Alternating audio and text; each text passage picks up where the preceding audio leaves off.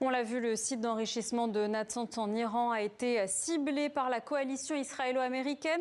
Pour comprendre la situation sur le terrain, on va prendre la direction de Téhéran pour rejoindre notre correspondant Siavosh Ghazi. Bonsoir Siavosh, que sait-on de ces frappes ? Écoutez, on n'a pas tellement de détails sur ces frappes sur le site de Natanz, qui est le principal site d'enrichissement d'uranium du pays. Ce site a été frappé à de nombreuses reprises depuis le début de la guerre, il y a 3 semaines, mais aussi en juin 2025. Ce site a été donc frappé par l'aviation israélienne, mais aussi par l'aviation américaine en juin 2025.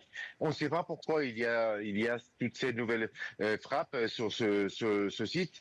Les responsables iraniens ont affirmé depuis plusieurs mois que l'Iran, après les frappes qui ont été menées en juin 2025, qu'il n'y avait aucune activité, une reprise des activités nucléaires dans le pays, dans le site de Natanz, dans le site de Fordoud, à Isfahan ou encore à Karaj. Donc pas de reprise des installations nucléaires, des activités nucléaires.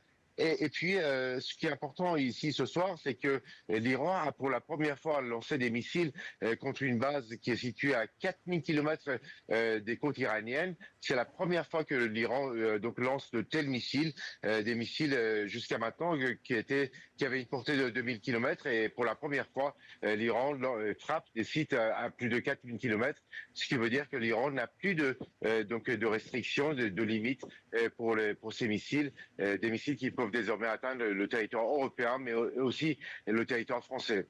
Merci beaucoup Siavosh Ghazi en direct de Téhéran pour toutes ces dernières informations.